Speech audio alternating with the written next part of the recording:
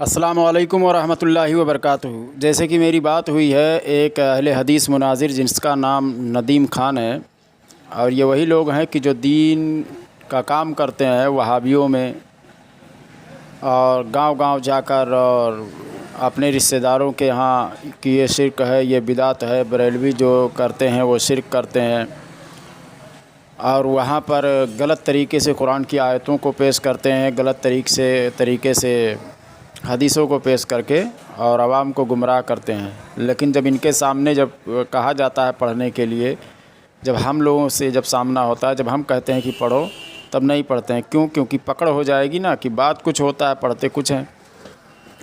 تو ابھی آپ آگے آڈیو سنیں گے کہ ہم نے اس سے بدعت کی تعریف پوچھی تو یہ اپنے مرضی سے بتا رہا ہے، قرآن اور حدیث کی روشنی میں نہیں بتا رہا ہے، یا ائمہ کے اقوال پیش نہیں کر رہا ہے، کتاب و سنت کی روشنی میں جواب بالکل نہیں دے رہا ہے، ٹھیک ہے نا؟ تو آپ لوگ پہلے اس کا آڈیو سن لیں، پھر آخر میں بدعت کیا ہے وہ میں بتا دیتا ہوں، ٹھیک ہے؟ آڈیو کو سنیں۔ السلام علیکم ورحمۃ اللہ وبرکاتہ۔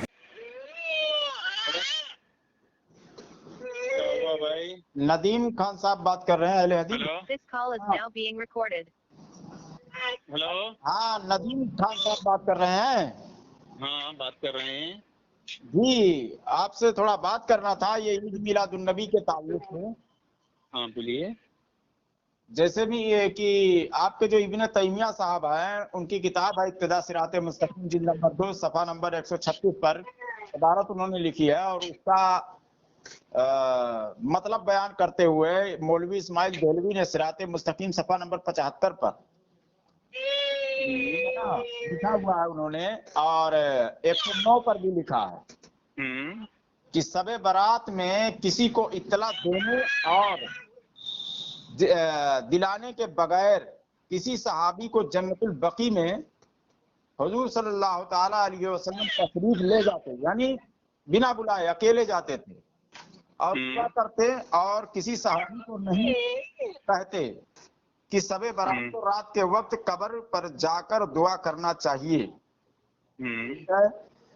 اس کے بعد میں آگے لکھتے ہیں کہ اب اگر تمام لوگ جمع ہو کر مجمع کرے، ذکر کرے، تو ان پر ملامت نہیں کی جائے گی۔ اور ثناء اللہ امرتسری سے بھی سوال کیا گیا اسی تعلق سے، انہوں نے اس کو کہا کہ یہ بدعت نہیں ہے اگر تمام لوگ جمع ہو کر ایسا کچھ کر رہے ہیں تو۔ اب یہ عید میلاد النبی لوگ مناتے ہیں، حالانکہ صحابہ سے یہ بھی نہیں ثابت ہے کہ اجماعی طور پر جا کر قبر پر جو ہے وہ دعا کریں، لیکن کر سکتے ہیں۔ آپ کے مولوی کہتے ہیں نہیں کیا تو کیا ہوا، صحابہ نے نہیں کیا تو کیا ہوا، یا حضور صلی اللہ علیہ وسلم نے نہیں صحابہ کرام کو بلایا تو کیا ہوا، کر سکتے ہیں۔ اب رہی بات عید میلاد النبی کی، تو جب کوئی اجماعی طور پر کرتا ہے تو وہ بدعت کیسے ہو جاتی ہے؟ اچھا بدعت، ہاں تو بدعت کیسے ہوتی ہے؟ آپ کو معلوم نہیں بدعت کی کیا تعریف ہے؟ نہیں، آپ ہی بتا دیجئے نا۔ بدعت کی علامتیں کیا ہیں؟ نہیں، آپ ہی بتا دیجئے بدعت کی تعریف۔ بدعت کو پہچاننے کا سب سے آسان طریقہ یہ ہے، تعریف کیجیے، آپ کتابوں کی روشنی میں۔ ارے میں آپ کا مقلد نہیں ہوں نا، اب میں جب بتا رہا ہوں تو سنو۔ کتاب تو آپ مانتے ہیں نا، بدعت کی سب سے آسان علامت یہ ہے کہ بدعت بہت جلدی انڈے بچے دیتی ہے، اور بدعت جو اصلی صورت میں شروع ہوتی ہے حوالے سے آپ بات وہ پھر اپنی اصلی صورت میں باقی نہیں رہتی، اس کی شکل و صورت چینج ہو جاتی ہے۔ جیسے مت کیجیے، کتاب کا نام لیجیے، صفحہ نمبر ابھی سنو، جیسے بدعت شروع کیے تھے بریلویوں نے میلاد کا کئی جگہ بیٹھ کر۔ ابھی سنو، سننے کی ہمت رکھو، طاقت رکھو، کوئی حلالی ایسا نہیں سننے کی۔ ارے تم حلالی ہو تو سنو نا، اگر تم حلالی ہوگے تو سنو گے، اگر حلالی نہیں ہوگے تو نہیں سنو گے۔ کتاب کا سننا تمہارا نہیں۔ جیسے بدعت جب شروع ہوتی ہے تو اسے بہت سنت کا رنگ دیا جاتا ہے، لیکن بہت جلدی وہ اپنی شکل و صورت بدل لیتی ہے اور بہت جلدی انڈے بچے دیتی ہے، پوری دنیا میں وائرل ہو جاتی ہے۔ مثال کے طور پر بریلویوں نے جب یہ میلاد کی بدعت شروع کیے تھے تو انہوں نے کیا کیے تھے، انہوں نے یہ بات کہی تھی کہ ہم لوگ جمع ہو کے اللہ کے نبی کی حمد و ثنا کریں گے اور مہمانوں کو کھانا کھلائیں گے، اور پھر دیکھیے آج کیا ہو گیا، آج روڈ جام کرتے ہیں، ڈی جے بجاتے ہیں، چرسی گردلے، وہ سب آپ کتاب سے چرسی گردلے، روڈ ابھی جام کرتے تو کتاب میں کہاں سے لوں گا؟ تو تمہارے باپ کی جاگیر ہے کیا؟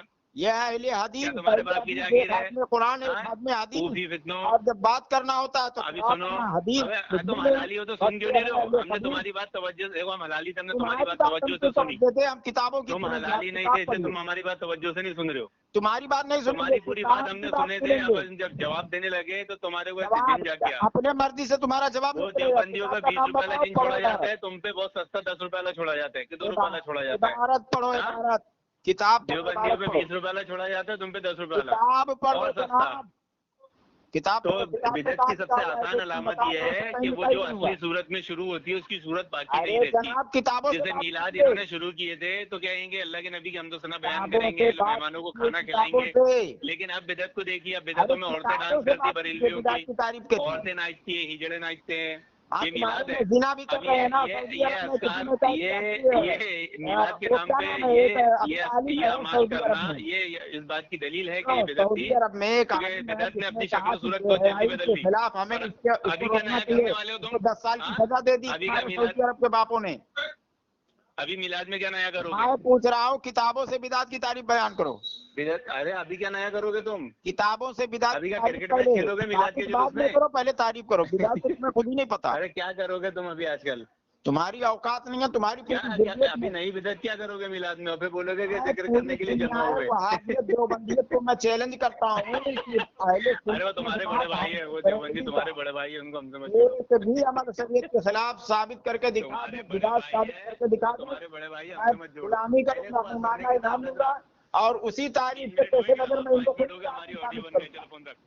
میں ثابت کروں گا کہ یہ لوگ. السلام علیکم ورحمۃ اللہ وبرکاتہ. جیسا کہ آپ نے آڈیو سن لیا تو میں چند حوالے صرف دوں گا، بہت سارے ہیں لیکن میں کئی آڈیو میں دے بھی چکا ہوں، اور اس میں بتا دیتا ہوں کہ بدعت کی جو تعریف ہے، بدعت دلالہ، اس کی تعریف امام حجر عسقلانی فتح الباری شرح البخاری میں جلد نمبر 4 صفحہ نمبر 318 پر لکھتے ہیں: والبدعۃ اصلھا ما احدث علی غیر مثال سابق وتطلق فی شرع فی مقابل سنہ فتکون مذمومہ. ٹھیک ہے، جو بغیر سابقہ مثال کے نیا کام کیا جائے وہ بدعت ہے، اور شریعت میں لفظ بدعت سنت کے مقابلے میں آتا ہے. جب یہ سنت کے مقابلے میں آئے تو یہ بدعت بری ہوگی، یعنی ممانعت کی دلیل اگر موجود ہے تو یہ بری ہوگی. وہ تحقیق ان کانت مما تندرجو تحت مستحسن فی شرع فہیا مستحسن. اور تحقیق یہ ہے کہ اگر وہ کسی مستحسن شرعی کے تحت آتی ہو تو وہ شریعت میں مستحسن ہے. ٹھیک ہے. وہ ان کانت مما تندرجو تحت مستقبہ فی شرع فہیا مستقبہ. اور اگر وہ کسی ایسی چیز کے تحت آتی ہو جس کو شریعت نے کہا ہو تو وہ بدعت قوی ہے. یعنی شریعت میں اگر کوئی چیز ایسا ہے کہ اشارے سے بھی اگر کہہ دیا جائے کہ اس کام کو کیا جا سکتا ہے، تعویل کی گنجائش ہے، اگر وہ کام بہتر ہے تو وہ ٹھیک ہے. ٹھیک ہے نا. وَإِلَّا فَهِيَ مِن قِسْمِ الْمُبَاحِ. اور اگر وہ مستقبہ کے تحت بھی نہیں ہے اور مستحسن کے تحت بھی نہیں ہے تو وہ مباح ہے. پھر اس کی 5 قسمیں ہیں، اور یہ قسمیں امام بخاری نے اپنی کتاب میں بدعت واجبہ بھی، بدعت مندوبہ بھی، اور تمام مستحبہ بھی، تمام قسمیں ایسا بیان کیا ہے انہوں نے. ٹھیک ہے نا. اور یہی تعریف ہدیۃ المہدی میں صفحہ نمبر 117 پر وہابیوں کے عالم نے لکھا ہے.